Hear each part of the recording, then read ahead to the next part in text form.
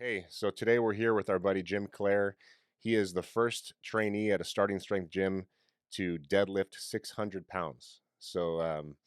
Yeah, when we started this company, I didn't know how strong people would actually get. I didn't know how committed people would be.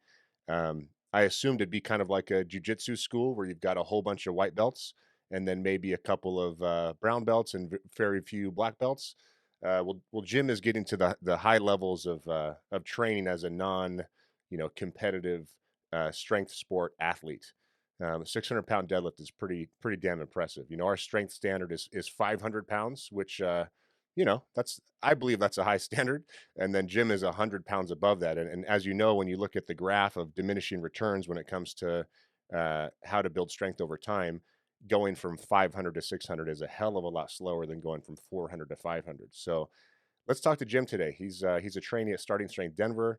There is a video of him on YouTube that I interviewed him that I'm not in, where he's just talking about his first little while at Starting Strength Denver and the weight he's gained and the numbers he put up on the bar. So Jim, why don't we start there, man? What were your numbers across all your lifts when you started with Jared Nesland and Jay Livesey and Amanda Shepard at Starting Strength Denver? How long has it been, and what are your numbers now? So when I first got in, the numbers, because geez, because Amanda started me off. I mean, I had a background in lifting before, but I think my form was pretty terrible. So Amanda started me off, I think, pretty low. So I think my squat was somewhere around a little over 275, and I think my deadlift was probably around the same. Uh, so we'll say 275. It might have been a little bit higher, but I'm pretty sure that's where I started, like the very first day. And then, yeah, bench was, oh man, I benched okay before, so it was probably 185, I think, just to get me started on the form because my elbows would flare out pretty crazy. And press was under, yeah, God, I don't know, because I've dislocated my right shoulder a bunch of times. And so my press was probably, I think we maybe started around 100, I want to say. Do you remember your PRs on each of those lifts before coming into the gym, regardless of form?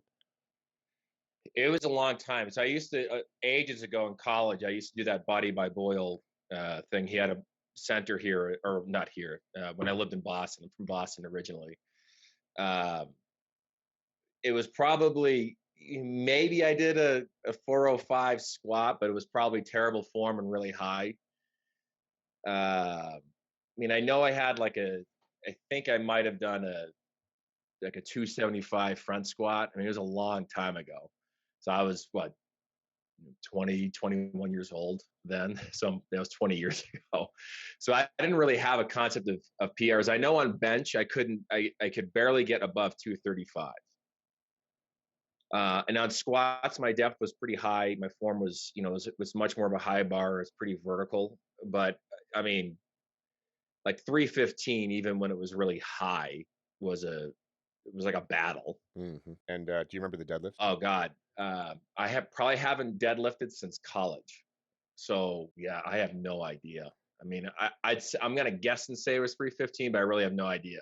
Gotcha. Because after I had injured my back skiing, so I was a little bit fearful of the deadlift. Yep. I mean, I did it a couple of times, but the form was, I mean, like the bar wasn't against my shins. It was just kind of hanging out there. So it was almost like this semi weird straight leg row kind of thing. Yeah. So what are your PRs now at Starting Strength Denver? My so deadlift 600 pounds. Squat, I did a single for 545. Before I went to LA last week, my singles were, I think, at 540, and I was at if I didn't go, I would have done 495 for my 5x5s. So I'm kind of like, damn, why did I schedule that trip? But so I did 495 by 5. But yeah, 545 was a squat single, 315 on the bench, and press was 185. So press and bench, I'm still working on a lot. Well, So good. it's kind of, Well, good. I'm yeah. glad I press more than you do. Um, yeah, my press, you wouldn't, if you saw me press, you would not guess my deadlift would be 600. You'd be like, ah, it's 315. let's talk about that missed training week because you've been pretty damn consistent. How many sessions have you missed since you started, and how long has it been? So I started right when it opened. So I think that was what, the first week of January 2020, right around then. Yep, 2 years ago. Um, yeah, so I haven't missed a week. This week was the first week I missed, and it was generally when I kind of try to schedule anything, like I leave on a Monday or a Sunday and then come back on Wednesday or Thursday, so that way I can get my lifts in. And in some places I try to get the lifts in so I don't miss. But I didn't realize it was New Year's Eve and my class was at 11 a.m. So I showed up at 4:15 ready to go. So I missed it. So it was the first week I missed. Shit. So in Yeah, just about 2 years. Well, let's make that the first lesson of this conversation, which is, people talk about how does Chase Lindley press 405 kind of stuff all the time, right? And the answer is he does not miss a training session. He doesn't miss a training session, and his technique is dialed in because he's training under the guidance of a coach, and then his programming is dialed in as well. Um, let's talk about those two things in either order, whatever order makes sense for you.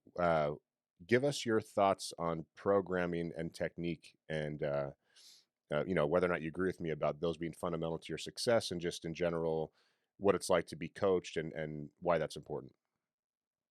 Well, I think it's key. I think a big misconception that people have with starting strength is it's just 3 by 5 on four exercises and you don't do anything else, period, which is wrong. So obviously that's the novice linear progression. You go through that. But then once you get beyond it, I mean, the great thing with the coaching is, uh, they understand what your body type is, where you're weak, if you have any aches or pains, or what your goals are, or what you have coming up. So we knew that I was going to go away, this week.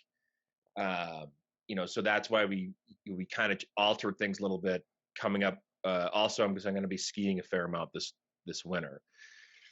But the other thing is you have to be disciplined with that. You kind of have to throw yourself to the process, into the coach, and give feedback. So that way they know if you need to be doing a halting deadlift or if you need to be doing rack pull. Like my deadlift started, when I first started getting really heavy, but clean wasn't catching up. So they, put me on rack pulls and I was responding much better to that. Whereas, so other people, it could be the opposite thing where they do much better with the cleans than the rack pulls versus deadlift. And that's going to be something that you're going to have to, give feedback to your coach, which takes time. And that's the other thing is taking the time, and trusting that, the coach's eye. And the starting strength, because the coaches take, it's a long process to get in there. I mean, I got back from the vacation, it's 3 by 5, 445. I'm squat. I'm like, come on. I'm like 490. But, I'm glad I did after sitting on the tarmac for 4 hours and missing, I'm glad I did the 445. So it's a matter of trusting, what they're doing with your body and everything. Speaking of the rack pull, I remember Jay Livesey, the owner of the gym in Denver, sent me a video of a guy in his gym rack pulling. You probably know better than I do. It was something like 635 for a set of five, I think. Yeah. Maybe we can get that video spliced in here. Um, and it was I didn't recognize the guy in the video. I was like, who is this guy? He's not super heavy. Um, because you've lost some weight since the last time we interviewed you. So what's your height and body weight now, and how has that fluctuated over time? So when I first started, I was 195. And then And you're a 6 footer. yeah, I'm 6'2", or just a little over 6'2". Hmm. Um, and then I got all the way up to 234. And then when I did a DEXA, I put on 19 pounds of lean body mass. And I was working with Rob Santana for a bit at Weights and Plates, and pretty much I've been doing the vertical diet. Uh, I mean, for a long time, because Rob helped me get my calories in check. Because before that, I was eating one meal a day for almost 4 years. So he helped. He was great to help me wean off of that, and then kind of line up what I need to be doing. And then once he kind of got me to the right place. The vertical diet, I liked it. It worked. So I got up to 234. The problem was I liked it because it was feeling good on the lifts, but it was coming in a little bit to my professional work. Getting because I was 4,000 calories plus. If I hit 4,200, I'd eat it. I would just try to eat as much as I could. But I was starting to like the meals were taking forever to get down. It's a part-time job. Uh, yeah, so I was like, I can't. For me, if I'm not writing or reading, because that's a big aspect of what I do, if it cuts into that, it starts like my mind starts kind of running all over the place. So I figured, well, if I can, so I kind of tested and I told, Amanda Shepard was still my coach, and I'm going to be between 3,800 to 4,000. I'm not trying to do a cut or anything. I just am struggling, past the 4,200. So I've been pretty, and if I go over 4,000, like when I go out to eat, I try to eat as much as I can, and I'm sure I go way over, but that's only a couple times, maybe twice a month or something like that. So I started kind of dialing in right around 3,900, felt pretty good, and if it went over, great. If it was a little bit under, okay. If I knew if I had like heavy squats the next day, I would try to, I don't know, get like a piece of cheese or something in. A little extra. Yeah. So as a 234, and I noticed like I kind of started to drop weight a little bit, not fast. Now I wasn't trying to drop weight, but the lifts were still going up, which I thought was pretty, like I wasn't feeling gassed. So right now I'm at usually in between right around 226 to 228 is where I'm at. So I'm sure it's a little bit of water weight between that difference, but anything if it goes a little bit below 226, I just make sure that week to put up the calories a little bit more. Where are you Um, happiest body weight wise since you've kind of gone up and down around 10 pounds? I'm the same height as you. I'm 250 without a 600-pound deadlift. What's your sweet spot? What do you feel like is best as far as your performance and aesthetics? I mean, I like where I am right now. I like the 226. I wouldn't want to go any lower than that because I imagine that would start affecting my lifts. I'd have no problem going a little bit higher. 234, I didn't mind it. It was just maintaining it was just so much work. Mhm. Um, so 226 I like. It all seems to go to my legs, which isn't a bad thing. So I just got to wear short shorts around, to flex them a little bit. But uh, yeah, I like between 226 and 230. That seems to work for me. Mhm. I mean, I would go. I mean, it would be fun to go over, but it was just, yeah, chewing that much.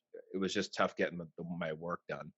Yep, yep. And you are not exaggerating about your commitment to the vertical diet because when I called you last night, asked you what you were doing, you were eating some Monster Mash. So Yeah, I had the Monster Mash. yeah, clearly Yeah, Stan knows a thing or two about nutrition for gaining weight and keeping a good body comp too.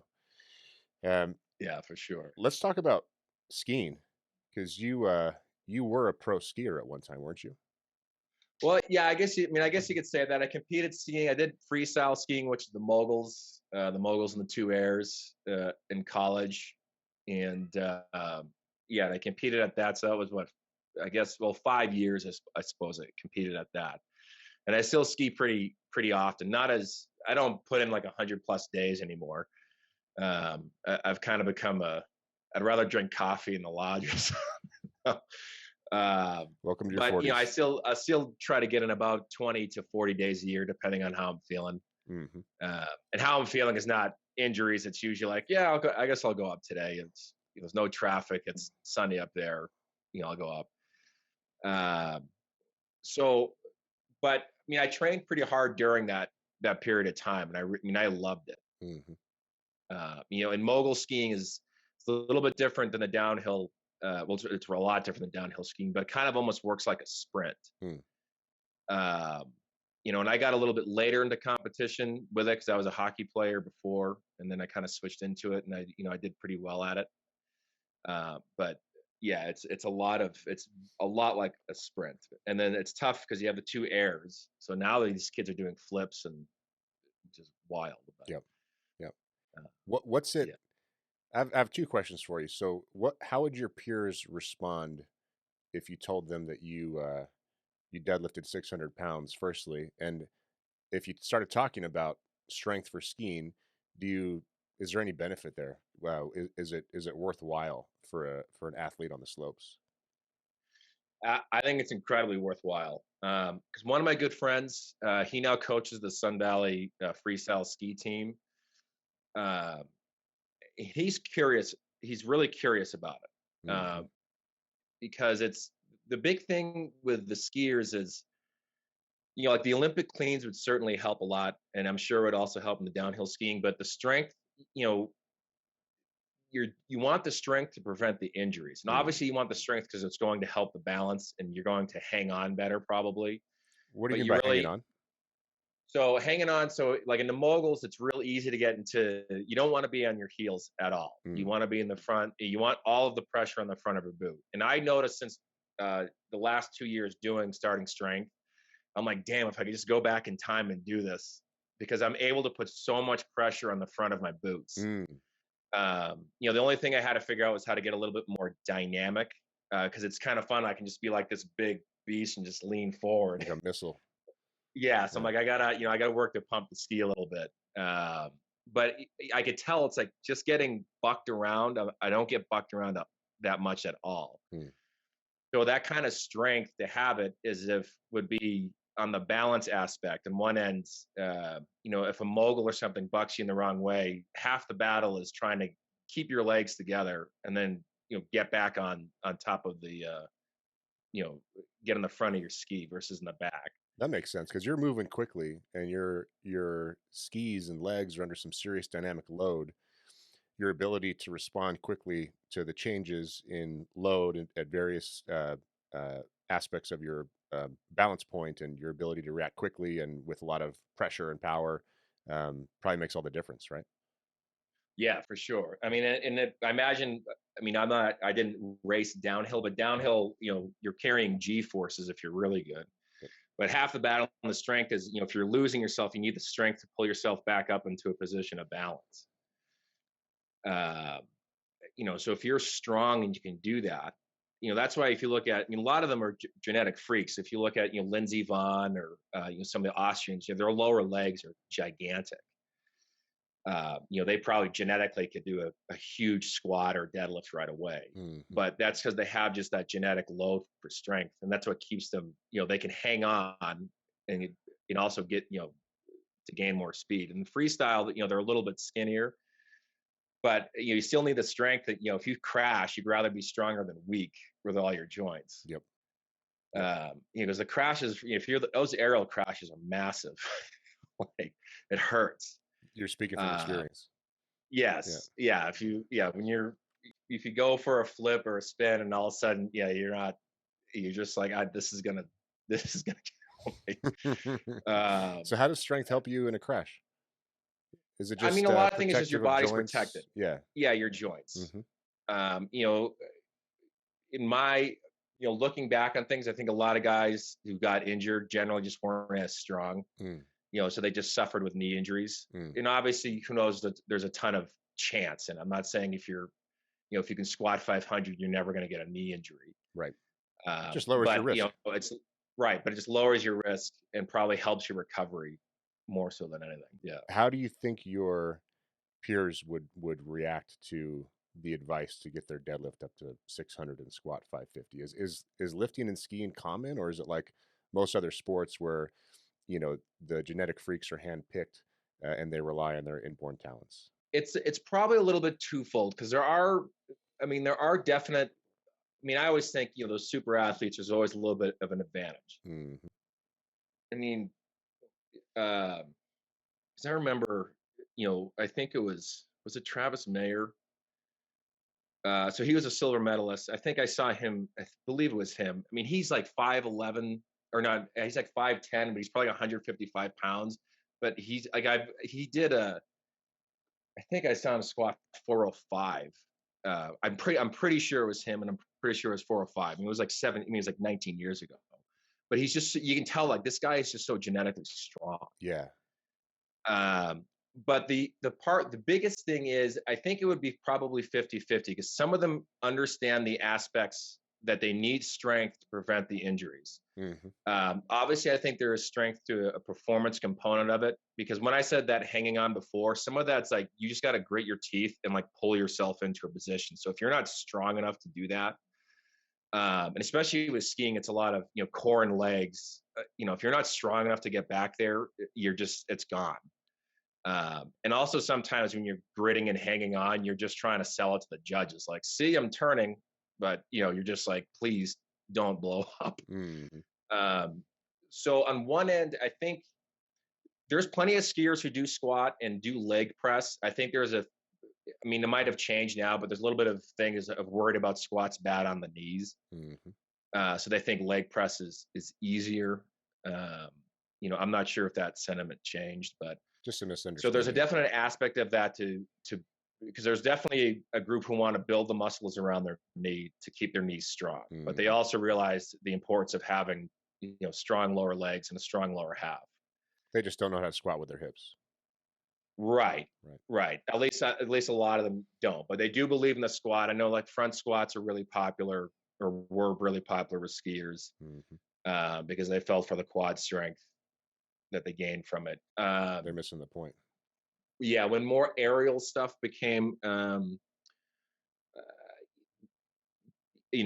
shoulder injuries started happening a little bit more. So people started realizing to kind of work the shoulder. So there was a definite an understanding of getting strength, Mm.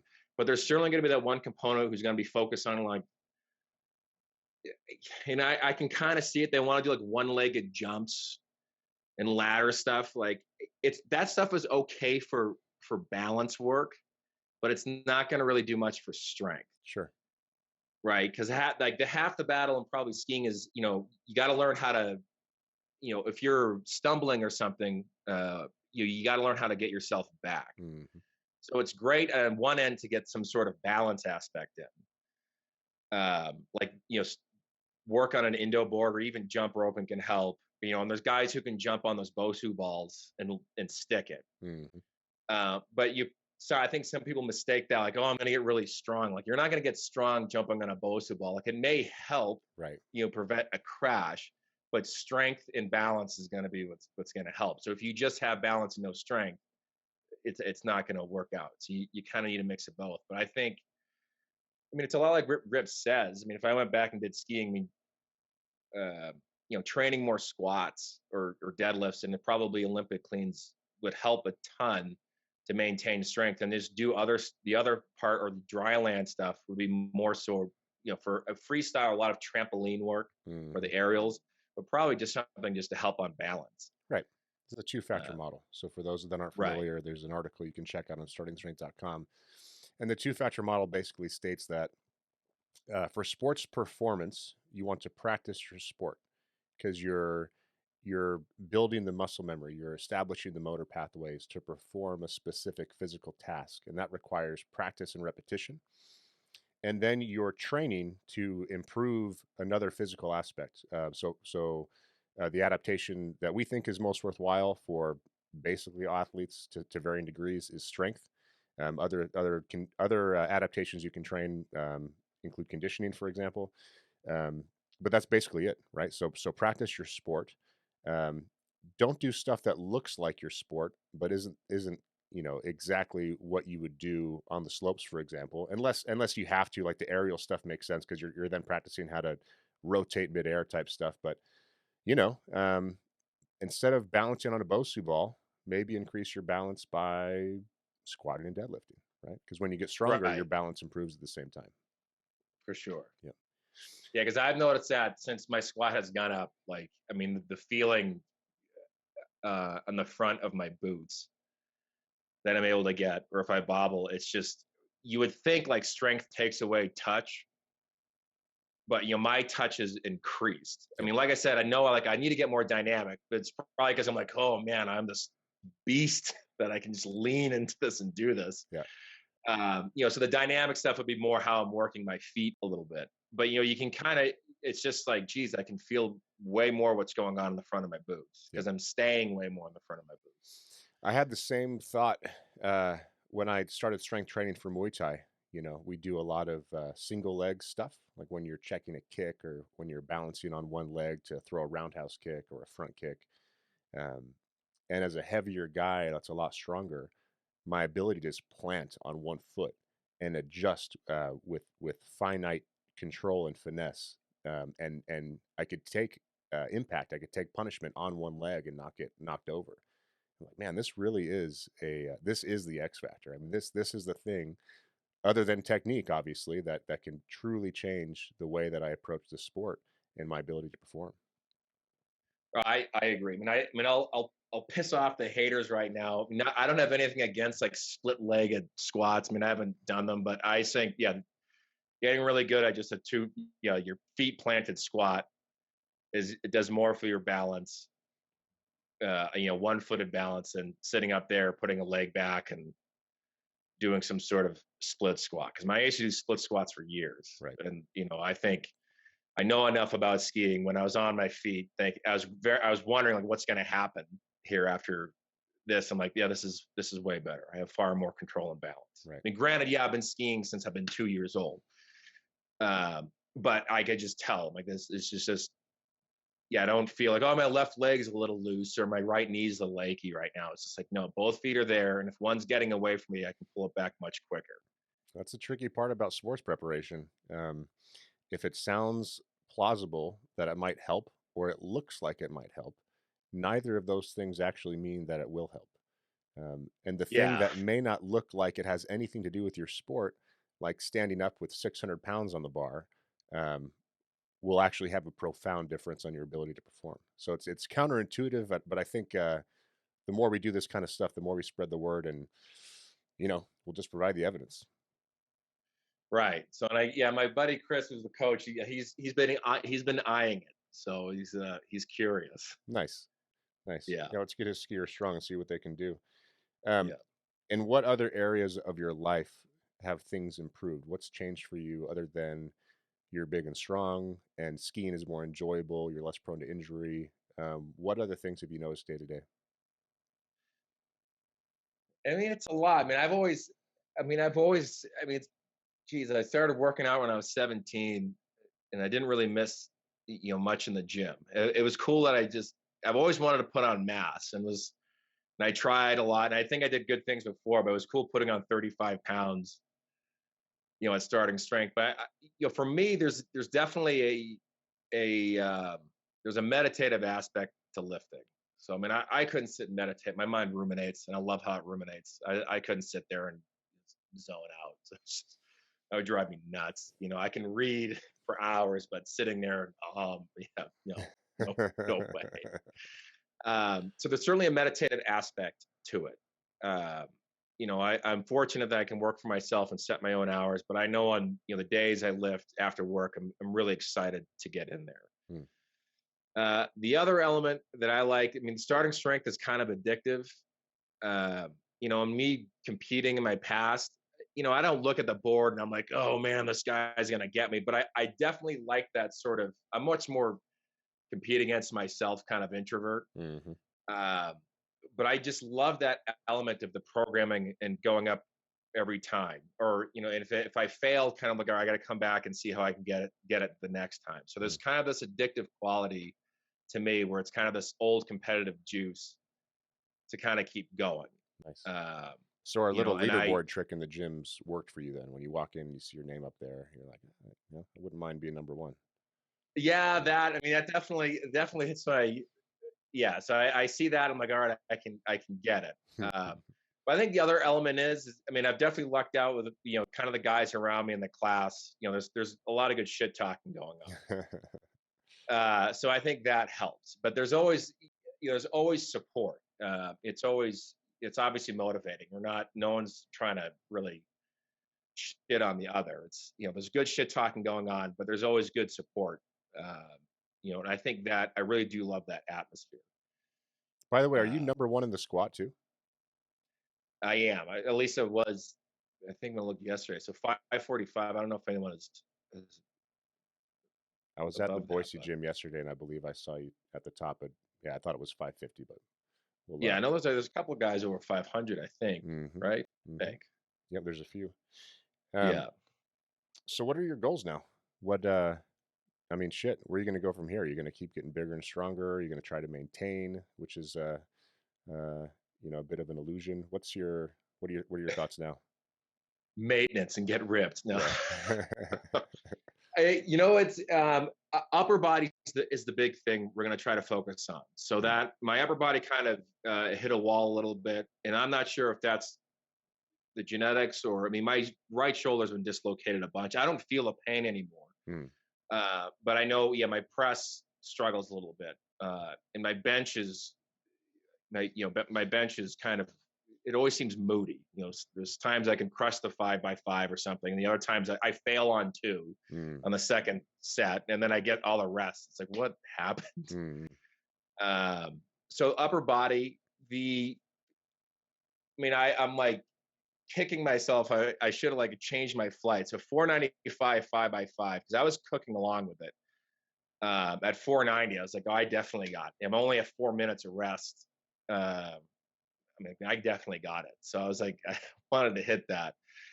Um, so upper body will be a big thing, and then lower body. I mean, the 600 pounds and even the squat after because my back got injured last year during the ski season. I actually think I'm theorizing that my hip pulled back into place mm, because I popped on a deadlift, which was a little bit freaky. mm. But then almost, sometimes like if you crack your neck or you just feel better. So like 2 weeks after, I'm like, oh man, I feel so much better. Yeah.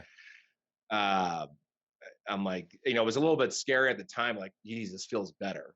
Um, I knew it wasn't on the spine. It's always to the left side, kind of above my hip. Mm, But then like squat and deadlift just kind of kept climbing up. And rack pulls kept climbing up. So it just kind of snuck up on me. It's like, oh my God, we're doing 500 today. Because my top set was doing good. And then when we reset after 545, again, it started climbing back up again. So before Amanda went over to Portland, she put me on a 531. So that really just started climbing up again. So we'll see on my goals for the lower body, just kind of, after ski season, we're going to take it a little easier here through skiing because of the travel and everything. hmm But then afterwards, we'll just kind of see where it goes. So Amanda Shepard was your coach for most of your training progression at Denver. Is that right? hmm Gotcha. Yeah. So we'll give Yeah. her a little plug. She deserves it. She's great. She's Yeah. working She with did. Jared. Yeah. She did awesome. So, Yeah. it was, yeah. So it's almost, nearly 2 years with her. And now she's at Starting Um, Strength Beaverton. For those of you that lived in the communist part of the country, you can go and see her. You know. well, that's why I deadlift 600. I mean, that's a real reason why I deadlift 600 pounds. It's for the sins for the progressive left. Do you mind if I ask if you're on testosterone? No, no testosterone. You son of a Yeah, bitch. no test. Well, it's funny. My family, there's people. Some of my cousins are like, "Sure, you're natural." Right. I'm like, I am. All I'm like, right. if I need tests, I need it in my shoulders and chest. Let's develop the Jim Clair plan. Okay. So um, testosterone, 255 body weight, 700-pound deadlift. What do you think? I could be there. I mean, you're 41. You may as well be on it, right? So It's just you might as well go for it. Maybe heck, maybe go the whole Ronnie Coleman program. that's a bit extreme. Yeah, Slightly outside of yeah, our scope. Yeah. it's all for that lift. Right. Yeah. What else? So I'm curious. Do you have any? Have there been any downsides? I mean, the training time in the gym can be construed as downtime or a downside for some, but you've articulated as a benefit because it's meditative for you, and I get that. For me, when I go train, I finally get to just put my damn phone away and get a little bit of clear headspace and escape from the stress of work and all the responsibility of life, and just sit there and do something that's good for me for now. It makes me feel good in the moment. It's good for me short term, how I look, how I feel, and I know it's good for me long term. So I don't see, although sometimes it's time to squeeze it, it's tough to squeeze it in. I don't see time in the gym as a downside. You also mentioned, the time required to eat properly can be a bit challenging. What are the downsides of this?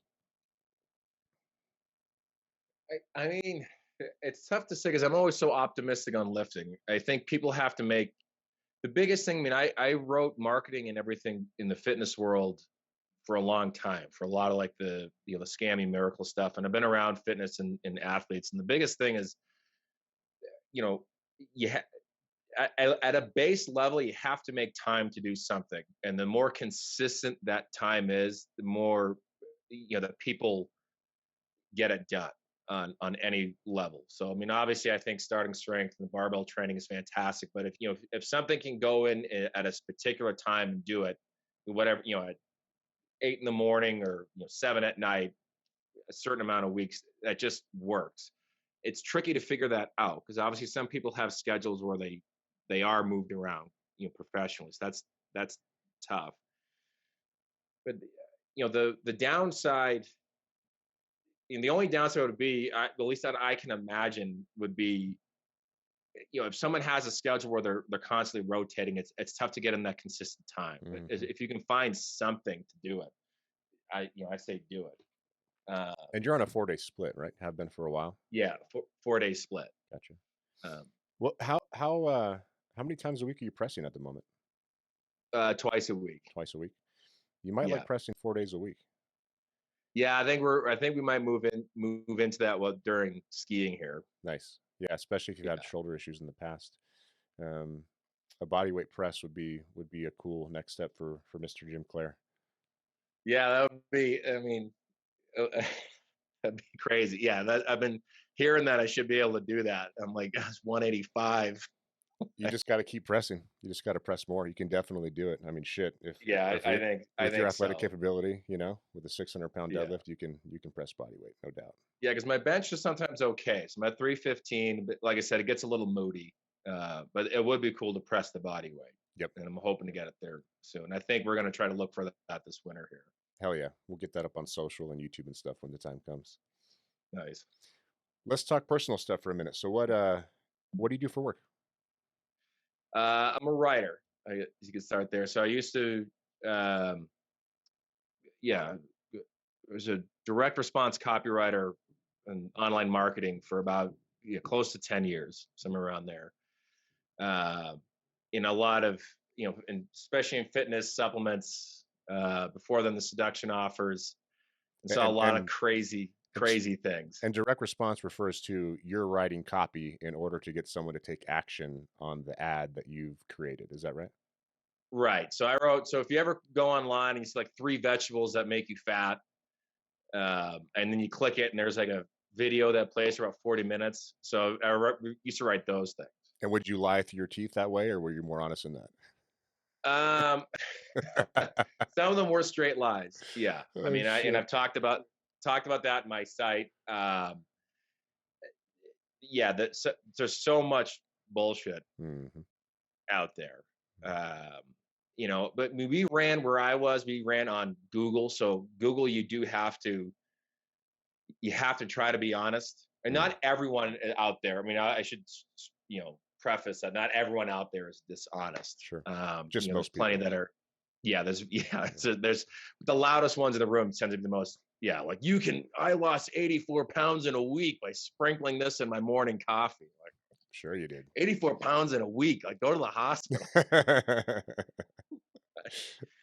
Um, but yeah, so I did that, and then what happened was I had I had a change of, I guess you could say, a found coming to Jesus moment where I'm like, I literally couldn't look at myself in the mirror anymore. So I did a 180 on it and started calling out all of those people, and then I also write a lot on reading. Nice. What's Yeah, your when we were talking before this show started, you were giving me a bit of your philosophy on reading. Fill us in on that. yeah. So with reading it, I find that reading, a lot of people, gurus make reading sound like this life hack. Oh, like there is a lot to learn in reading, but it's like, oh, you can learn these tricks and get the 3 income secrets of this book, and you don't realize that the book stinks.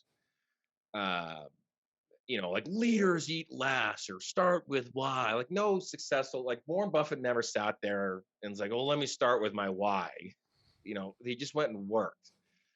Uh, and I know, some of these guys behind the scenes are such, they're idiot. They're really two-dimensional characters. Like they're so cardboard. It's not even funny. Does that include Sinek, Uh, by the way? The start with why guy? I'm just curious. yeah, the It Simon does. Sinek's. Yeah. So, and a lot of these guys just rehash things, and some of them are well-meaning. Like someone can get a motivational boost, but it's kind of like, yeah, that's all it is. It's like eating a caffeine gummy or something for a couple seconds, but it's Right. not going to change your life. So, but the problem I find is that on one end, they make reading like this weird life hack. So you're not taught to engage with a book. So like you look for quotes that sound badass, and the quote may sound badass, but that misses the context of the book, Mhm. which I think misses the deeper satisfaction, the deeper lessons in the book. And then the other side, people like they want to read more, but they're well, I got to read. They got to think they have to go pick up War and Peace and start with that. It's like no, you don't have to do that.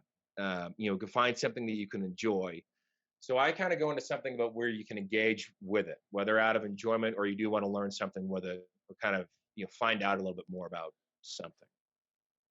I hate to admit it, but man, I read so much less than I used to. I just find that I'm overstimulated throughout the day. All this technology, always looking at a screen. When it comes to the end of the night, and I've got to, you know, I'm interested in reading the book. My attention span is so limited.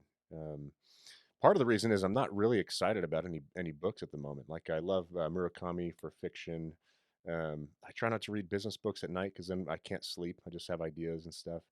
What are the Jim Clair book recommendations that are satisfying and provide those deep lessons? Well, if your mind is running, I mean, the easiest thing to do is I would find something that you enjoy that you get engaged with first, and then just kind of make that a habit. So, I mean, if it's a fiction book, I mean, I love Raymond Chandler, the old school detective novels from the 30s. I mean, I'm a believer that all men should read Raymond Chandler. I mean, obviously, the times are different. If a dame acts up, you can't give her 4 Nembutals. You like, times are a little different, but you know, but something like that, fiction books that you can get engaged with. Uh, I think the Robert Galbraith, which is actually J.K. Rowling, she wrote a detective series, which I think they are fantastic. Or something like James Carr, his Jack Reese series. So something like that gets you can get engaged and you can enjoy it. But on the Mhm. nonfiction side, I think for engaging reads, Amity Schleys, uh, she wrote a biography on Calvin Coolidge, and then she has a book called The Forgotten Man, and another one called The New Society. So she's a more conservative historian, economist. Mhm. Her writing is fantastic. Uh, the book on Calvin Coolidge is just utterly fantastic. Like I mean, she can make tax code very engaging. Hmm. And the race she writes, because on those historical topics, like something like The Forgotten Man, which talks about the New Deal with FDR and the Depression. So everyone's like, FDR did so wonderful, but if you know history, he really didn't. But some people think, well, he had to do something. But Sounds like the she COVID just excuse. right, but she just completely empirically rips off those um, those myths, and she does a Mhm. great job of doing it. And she isn't, she's a very even-handed writer, but she's dangerous because she uses a lot of empirical evidence. Give me that name once more. Amity Schleys. Gotcha. Does she go into detail about the long-term effects of those New Deal policies? In a sense, it's implied probably a little bit more towards the end of what happened, Mhm. but you really see the change post the 20s. You really see the change, in certain Democrat politics, in Republican politics. You see the particular changes that kind of became hard trenched that we see today. Mhm. Uh, on the because FDR was really the first to instill the victimhood aspect, Right.